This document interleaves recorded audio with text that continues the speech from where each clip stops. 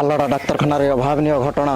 ସାମାନ୍ୟ ଅସରାଏ ବର୍ଷାରେ ଡ୍ରେନ୍ ଓ ନାଳ ନର୍ଦ୍ଦମାର ପାଣି ଡାକ୍ତରଖାନାର ସମସ୍ତ ୱାର୍ଡରେ ପଶିଯିବାରୁ ଦୀର୍ଘ 2 ଘଣ୍ଟା ଧରି ରୋଗୀ ହନ୍ତସନ୍ତ।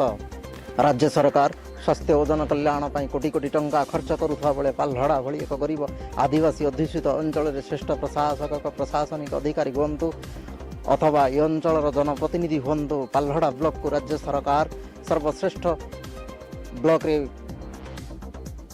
ମାନ୍ୟତା ପାଇଁ ଡିଣ୍ଡିମ ପିଟୁଥିବା ବେଳେ ବିକାଶର ଦ୍ୱାହି ଦେଉଥିବା ବେଳେ ବାସ୍ତବିକ ଳଲହଡ ଡାକ୍ତରଖାନାର ଏହି ଦୃଶ୍ୟ ସରକାରଙ୍କ ପାରିବାପଣିଆକୁ ପଦାରେ ପକାଇ ଦେଇଛି।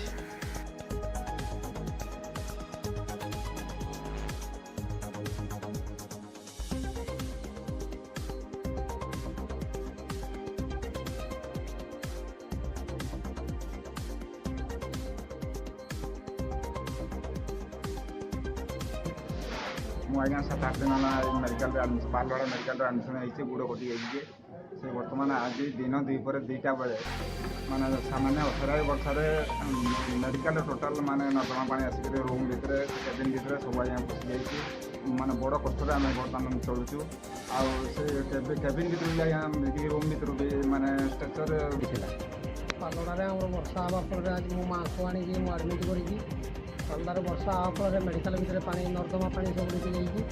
ଲୋକମାନେ ବହୁତ ହଇରାଣ ଅସୁବିଧା ହେଉଛନ୍ତି। ଏଥିରେ ତାଙ୍କୁ ନେବା ପାଇଁ ବି କେହି ଲୋକ ନାହାନ୍ତି, ଷ୍ଟାଫ୍ ନାହାନ୍ତି। ନିଜ ସୁଖେ ନିଜେ ନେଇକରି ସବୁ ଅଲଗା ଜାଗାକୁ ତାକୁ ସିଫ୍ଟ କରାଯାଇଛି। ଏହା ପ୍ରତି ସରକାରଙ୍କର କୌଣସି ଧ୍ୟାନ ନାହିଁ। କେତେ ସମୟ ପରେ ସବୁ ସିଫ୍ଟ କରାଗଲା? ପ୍ରାୟ ଅଧା ଘଣ୍ଟା 45 ମିନିଟ୍ ପରେ ସିଫ୍ଟ କରାଗଲା। ବର୍ଷା ହେଲା ଯଦି ରାତିରେ ଦିନ ହେଇଥିଲା ପାଣି ଫାଣି ଜମା ହେଇଯାଇଥିଲା। ତାପରେ ଆଜି ବି ହେଲା ଦିନ 2ଟାରେ ବର୍ଷା ହେଲା 5-10 ମିନିଟ୍ ପରେ ପାଣି ଆଣ୍ଠୁଏ ଜମା ହେଇଯାଇଛି। ରୋଗୀମାନେ ଅଛନ୍ତି ବହୁତ ବେଡ଼୍ରେ ଥିଲେ, ବହୁତ ପ୍ରୋବ୍ଲେମ୍ ହେଉଛି। ଆମ ଜନସମାମାନେ ଆସିକି ଉଦ୍ଧାର କରିଛନ୍ତି। ବହୁତ ରୋଗୀରେ ପାଣି ଅସୁବିଧା ପ୍ରୋବ୍ଲେମ୍ ହେଉଛି। ଆପଣ ସରକାର ଦେଖନ୍ତୁ ଯଦି ଆପଣଙ୍କର ସୁବିଧା କରନ୍ତୁ। ରୋଗୀମାନେ ବହୁତ ପ୍ରୋବ୍ଲେମ୍ ହେଉଛି।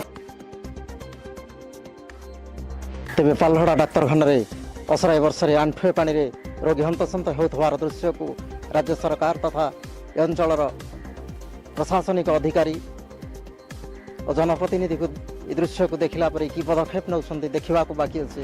ଳଲହଡରୁ ସୁବ୍ରତ କୁମାର ଦାସ, FM ମିଡ଼ିଆ।